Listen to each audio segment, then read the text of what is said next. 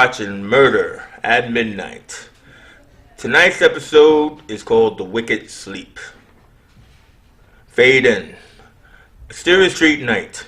Ramsey Khan, a hunky man in black, in his late 30s, walks down the dark street to his apartment building.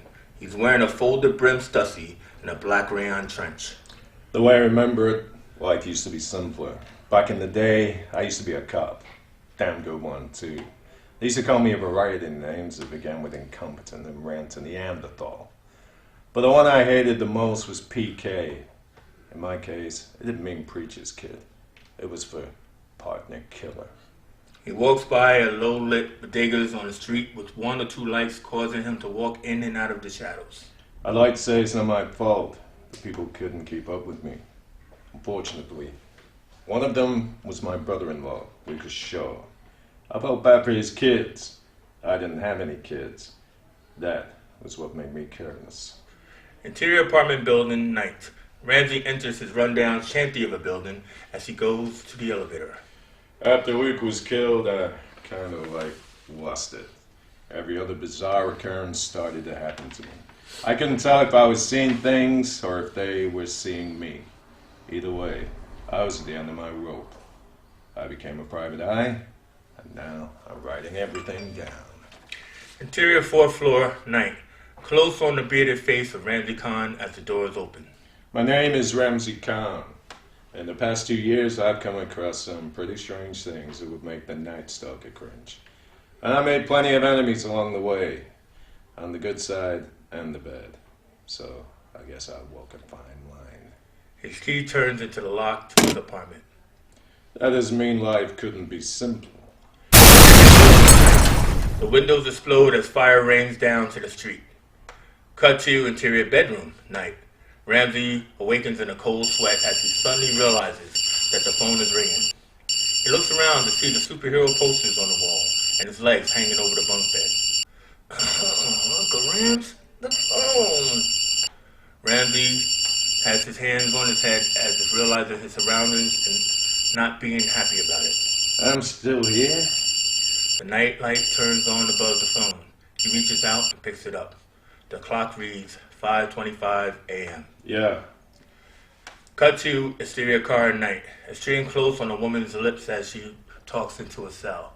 They belong to the alabaster face of Metro Squad's latest female lieutenant, Oz Ruiz. Ramsey, I know you're used to sleeping in late, but we got another one. Bedford Park off of Marshalloo Parkway. Bring your magnifying glass. Cut to interior bedroom. The phone clicks. Ramsey hangs up the phone and sits up. It starts. Dissolve out. Music up, opening credits. Interior bedroom dawn. Tight shots of Ramsey getting dressed from putting on high-top sneakers to strapping guns in holsters. Intercut. Exterior bedroom, Bedford Park dawn. A series of tight shots within fades to a black of a crime scene being set up. The unfurling of caution tape, silhouettes revealed in white flashes, and fingerprints being dusted. Interior living room dawn. Ramsey, dressed in a long black trench, walks through the living room as one of his sister's twins, Sue, a 10-year-old mixed-race girl, flings him his weathered-looking black stussy, a scrungy sailor's brim hat, rain hat that looks like it's been through the storm and the wash. The other girl, Shawnee, is engrossed in her morning cartoons as Ramsey catches the hat and shakes his head. His sister Jen Shaw, a dark chocolate widow in her late 20s, walks out of the kitchen in her drab robe and hands him a brown bag. Coming from a cow family, she's used to these morning calls to duty. Exterior house dawn. Ramsey walks out of the house and to his large green Monte Carlo, a fantail pointed fender, Batman-style boat he calls the Beastmobile. He flings the brown bag into the garbage can. Ramsey's 13-year-old nephew, Thorndike, whom he calls Thorn, watches from the bedroom window with protruding scopes on his eyeglasses. The Beastmobile roars out of frame. In credits. Exterior Bedford Park, early morning. Crane down onto a woman in aerobic gear unwrapped in a rain slipper. She's surrounded by men in trench coats as the uniformed cops keep the crowd back. Ramsey's Monte Carlo coughs up to the curb as the uniformed take notice. He walks through them as they whisper while he passes. Ooh, PK. That's him?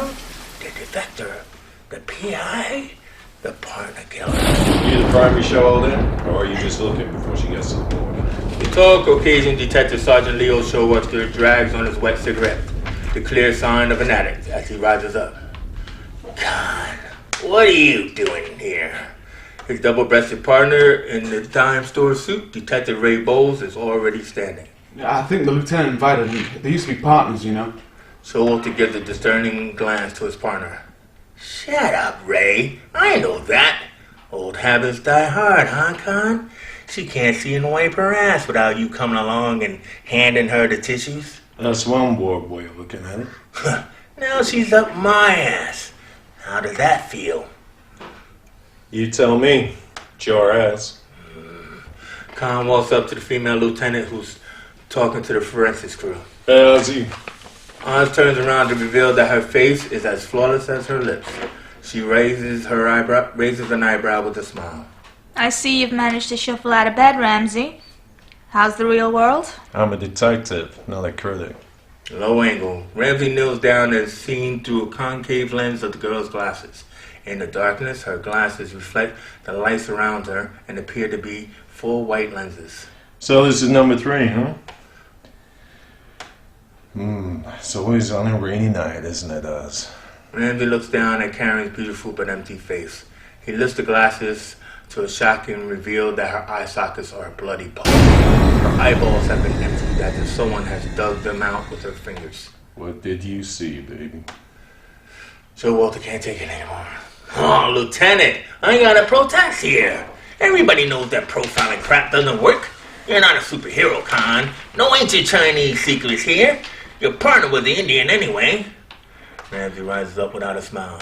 Oh, I'm sorry. You're dead, partner. What's your problem with Showalter? My problem is that you're a private citizen, Con. An average Joe with an average life. Leave the streets to the professionals. I did, and there've been 3 murders on them. Maybe I should come back when there are 5. Oz lowers her head because this scene has escalated beyond her control. She has to take charge. Gentlemen, not here. This is a crime scene. My crime scene, Lieutenant, where I am the primary. Last time I checked, your boyfriend here. Partner? He was my partner, Showalter. As in cop. Homicide. You are seriously crossing the line here, Sergeant. Whereas I'm a lieutenant. And I can do whatever the fuck, bring in whoever the fuck I want to blue line this case. Understood? But he was thrown off the force. He defected without contest. Understood? Ramsey rises into frame. Actually, that's left without protest, but don't let me interrupt. Oh, listen to me, Con. I don't like you. I never liked you. Hell, your own mama don't even like you. I know you got nothing to do with yourself but snap cheating husbands and roll over old ladies, but you're slowing down the process here. So if I were you, I'd leave this detecting to the real detectives and go back home to your fat sister and the 3 little pigs. What the... Hey! Last I checked, I was in charge of homicide. This is the 3rd murder in 2 weeks, and we still have 0 suspects. Now, however unorthodox, I called in Ramsey here strictly on an advisory basis, because I feel we could use the help. Now, we are looking for a killer. What are you looking for? Showalter is speechless as Bowles lowers his head. The crowd of police officers and people stand about silently in the rain. I thought so. Now, keep your derogatory comments and incendiary remarks to yourself, and make pretend that you're busy. You're good at that. Showalter sighs as Ramsey drops below frame again. Oz is in the background with Bowles. Now, Bowles, break it down for him. Her name was Karen Striever. 20-year-old student at BMCC Theatre Arts program. Neighbors said she wanted to be a dancer. Ramsey continues his precursory examination of the body. Maybe she ought to try track. You should speak louder, Showalter. I don't think the paparazzi heard you. Showalter reacts as Bowles coughs and then continues. She got off work at the Virgin Megastore at around 8 p.m. She then went to her hip-hop dance class at the Broadway Dance Center. That took about 2 hours, and then she hopped onto the D train at 59th Street. It took her approximately 40 minutes to reach the second to last stop at Bedford Park Boulevard. Wait a minute. Excuse me, Ray. Just how in the hell did you happen upon all of this detailed information? I collated. You can't beat that with a bat. What do you make of our perp's modus operandi, Ramsey? Oh, you mean the Laura Mars fixation with the eyes? I don't know. Something she saw. Something he did after she was gone. After? You're not trying to imply necrophilia here, are you, Ramsey? What? He's a corpse fucker? That's rich. Some people believe that the eyes, being the mirrors of the soul, can take their case to God. So, he's a religious corpse fucker. This doesn't seem to be the optimum train of thought, Ramsey. Yeah, I mean, her clothes are still on. Low angle. The four of them are standing over the body. You ever dance, Ray? What? What kind of question is that? A reverential one. You see, dancers wore stretches. Those sweats with a little hoop around the ankles. Because their feet get sore. They usually wear big tube socks over them. What are you trying to say, Khan? I'd like to know too, Ramsey. I mean, I called you here for a weird perspective on things, but this is... A weird perspective is that which is not the obvious. What do we know? She was selected, followed, mutilated, then raped by a calculating felon with a sense of purpose in his mind. At least, I hope. Because I'd hate to think that she was simply walked up upon and mind-fucked at random. That would scare me. I'm calling the captain. Khan kneels down again to make his point. Notice the socks. They're rolled down to the ankles and not up to the knees. Why? Anybody? Anybody? That's how she wore them? In the rain?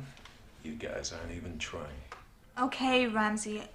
I can see it on the circumstantials, but the fact would indicate that in a rape crisis, there would be some form of contusions or abrasions to the hands, wrists, face, anything to denote a sign of struggle. Except that her eyeballs are indeed missing, hence something else restrained our young Miss Strieber. What? Fear, pure and unadulterated. Interior living room day. The 55-inch TV is displaying Rosie O'Donnell as the twins are watching. Ramsey is putting together one of his geography puzzles. I just love her. She's so sweet. And that Tom Cruise. It's a shame he's married. Was married. Oh, yeah. Then they can get together now, can't they? Yeah, right, but they didn't. You're not going to tell me about that woman thing again, are you? If only you knew, Shawnee. The phone rings. Well, maybe she's just too busy. Right, Uncle Rams? If you ask me, Hollywood makes you gay. Peace. Ramsey? Hey, Ozzy, you got the lab report? Clean cut and no trails. Why am I not surprised? Interior office day. Oz is sitting with her legs kicked up on her desk. Her metal decorations and portraits adorn the wall. Mostly expose shots of Khan and some adventure or other. Ramsey? Am I to understand that you're letting it get to you? Intercut, interior living room. And why shouldn't it? You know more than I, Oz, that there are things that go bump in the night. Denizens of the dark, scum in the pipes, and someone has to be there to clean up the refuse. Yep, it was melodrama. I always wondered what attracted me to something so unattractable. Something? Anyway, the Emmy confirmed the rape happening after death. But would you believe that not only did this sicko puncture her eyes before she died, but he did it with his fingers. You don't say. So, Ramsey, I know you're not part of the Metro anymore, and I'm not supposed to discuss this case with you, but if there was some way you could get involved... You heard. I'm sure the captain would love that. Is he still calling out my name in vain? Every time he sits down. They both share a laugh as Ramsey becomes distracted. Hey, Oz, gotta go. Appointments to keep and all. But, Ramsey, what about the case? That's your job. The phone clicks. And then the cut to interior living room. Ramsey and the twins are sitting on the couch, bobbing their heads to the theme song of Inspector Gadget. Cut to exterior montage evening. The series of shots established the neighborhood of 42nd and 8th Avenue, the seamy underbelly of Manhattan where lies Ramsey's office, which stands out among the other establishments, mainly known for strip joints and bars. He actually has a gold stencil which reads Ramsey Khan Mysteries on his one flight up window in front of Venetian blinds. Interior office evening.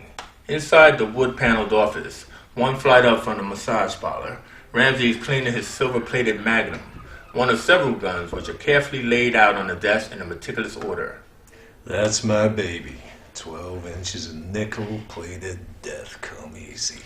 Caramel-skinned South Asian beauty Nadia Dubois steps through the milk glass door which has the same stencil of Ramsey Khan Mysteries.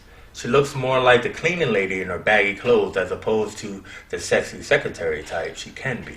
Talking to your friends again, Ramsey? What have I told y'all about that? Hardy har har.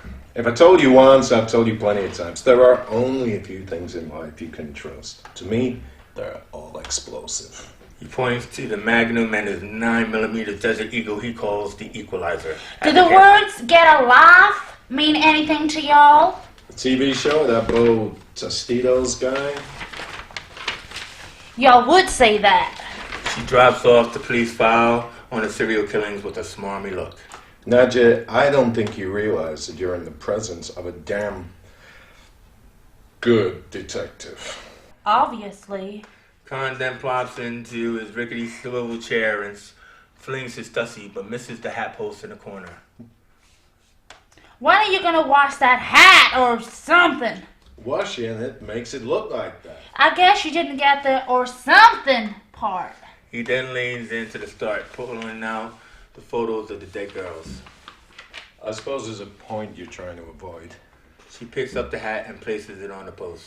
Are we working on a paid gig today? You tell me. Well, being that phone constantly rings and the waiting room is filled with desperate clients in short-form fitting dresses. Really? That's too easy. No, boss, there are no little green men, men in black, or women of any kind whom requested your services today. But who knows? It's still early yet. You sure make up for the lack of sarcasm in my life, Nadja. As long as wit is all you're looking for, I'm your gal, pal. What would I do without you? Starve, most likely. I'll get you some wheat cakes and some coffee. Wheat cakes? She walks away with a smile. For the hot and the pot. Ramsey instinctively sucks in his gut, but then realizes as if to say what's the use. Nadia shakes her stuff as she walks out the glass door. You gotta love it. Interior office night. The wheat cakes are half eaten and a pot of coffee is now cold. On the blackboard, there are 3 names with lines streaking to the other acronyms. Locations are triangulated and other buzzwords such as jobs and hobby areas are listed in different formations. Khan is laid back in a chair talking to himself. 3 murders, 3 women, varying in race. Age range 19 to 32. Different in occupation, different in appearance. Damn. It seems that the only similarity is that there is none. On his desk is the before and after pictures of the 3 women. There is also a speakerphone intercom. Khan gets up and starts to pace. The words under the name of Karen Streever read, Irish Catholic, young, well-proportioned, blonde, and dead. She was a follower, not a leader. It's obvious. She had the tendency to hide her glamorous looks under frumpy clothes like Nadja. Except this one danced. Yep. Just a one-of-the-pack kind of girl, nothing special. Except to a killer. So coming, he flings the chalk across the room. Interior outer office. Nadja reacts to the noise as she feels his pain. Don't let them get to you, Ramsey. You deserve more than a heifer who don't know how to yak y'all without picking the horses. I guess that's why I stay. The phone rings. She picks it up. No! He ain't here! Bitch. Can I help you? The crow's-footed eyes of a Caucasian stranger Winsome Rain crinkles with suspense. I hope so. Interior office. A map unfurls onto his desk as Ramsey plants his hands atop it. Jennifer Goldstein. She was a Columbia grad who got attacked in her elevator in broad daylight. No one heard a thing. Interior elevator. Above him, through the ceiling, there is a scene of a woman being attacked in an elevator. It is seen from below as the floor is plexiglass. The young woman struggles as the killer in black strangles her. Interior office. Ramsey sits on his desk as he fingers through some more papers in the file. And the librarian, Marianne Wallace, was dropped off in front of her building. The picture of the cathedral towers comes alive. Exterior tower, evening. A car rolls into frame. The slender, bespectacled Marianne is seen through the side view mirror of someone's car. Interior apartment, evening. She enters her apartment. She puts away her things and prepares her bath. She gets undressed. When she guzzles some juice from a bottle, that is what she grabbed from behind. He waited, he watched, he bided his time. She thought she was safe in her highly secured apartment, which was locked up tighter than a virgin in a convent. But what for? Why her? Interior office. Ramsey plants his feet on his desk. I just don't get it. The voice on the speakerphone on his desk finally speaks.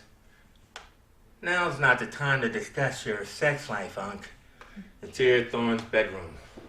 But if you ask me, I would say premeditation is the key.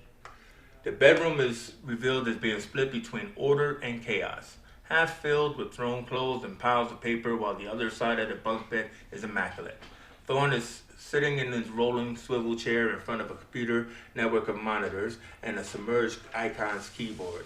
This is Thorne Shore, the spectacled boy genius with a fade haircut, in his element as Ramsey's sidekick. Murder is the only thing he and his uncle have in common. You think? Thorne talks into his headphone mic as he punches up different lists and calculations on different computer screens. What do we know? Our run sub has no consistent pattern. There are no problems by the full moon, no zodiacs, no numbers or rhymes.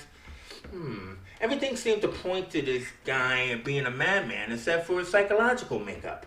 I mean, it's as if he was avoiding a pattern on purpose. Great, an intelligent psycho. I hate it when that happens. Unc, the melodrama. Oh, sorry. To his daughter's bedroom. You know, I'm thinking, could the first kill have been an accident? An illusion of perfection going too far to the point of no return? Interior office. Zoom into Ramsey's face as he thinks about it. His conscious is probably fighting with his subconscious. The superego versus the id. And me without my camera. Unc, don't you take anything seriously? Unc? Unc? The phone clicks. I can't believe he hung up on me. Interior office. Close on Ramsey as he slides out of his desk drawer and chooses his smallest gun. Come to Papa, baby. He checks the bullets inside the Smith & Wesson barrel. Slowly and softly, he shuts the chamber. The shadow outside the door unwavers. Nadja, where's the copy, sweetheart?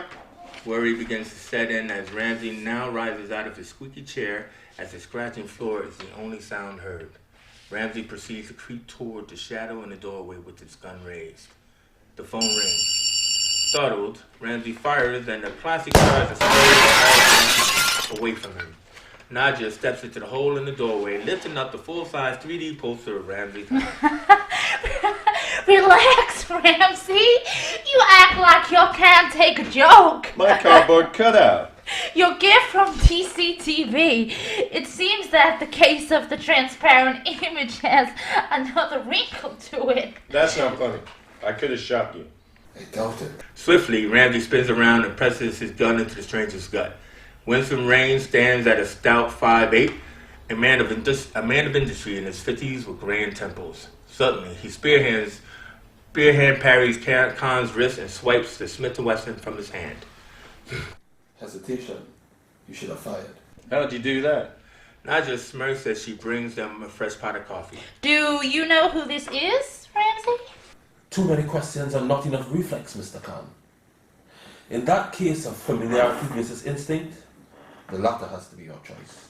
What are you, a fortune cookie? Curse me not for a college education, Mr. Khan. Logic dictates that my ghosts may have returned to haunt me, and I feel that I may be too old to stop them. Therefore, I'm hiring you to do my ghost busting for me. to put it in your own words. Did you say hired? Nadja? Ramsey Can, the unorthodox private eye, met Winsome Rain, the parlor detective. Get out of here. He ain't brave. Oh, you heard of him then? Of course I have. I'm a damn good detective, you know. Rain was the real-life Night Stalker, the detective who fought the creatures of the night with a touch of magic all his own. Nadja leans into Ramsey's ear. Yeah? Remind you of anybody? They were simply politics. This ain't Halloween, bud. Winsome Rain is dead. Everybody knows that. You mean that everybody believes that? Because that's what I want them to believe. Khan passes him and sits back down at his desk. Yeah, right, and I was the Easter Bunny once. You're skeptical, I see. That's understandable given your background. My background. Either way, Mr. Khan, I have come far to bury the dead. Can we talk? Sure thing, Mr. Rain. I'm game. It just so happens I could use a break. End scene. You have been listening to The Wicked Sleep. Tonight's actors are... Mark Porter as Ramsey Khan. MJ Carter as Nadja and Shawnee. Luke Morgan as Bowles. Leah Wallace as Oz Ruiz and Sue. and Chase Johnston-Lynch as Leo Showalter, Thorndike, and sitting in for Addie G, who will be reading for Winsome Rain. Thank you for watching Murder at Midnight.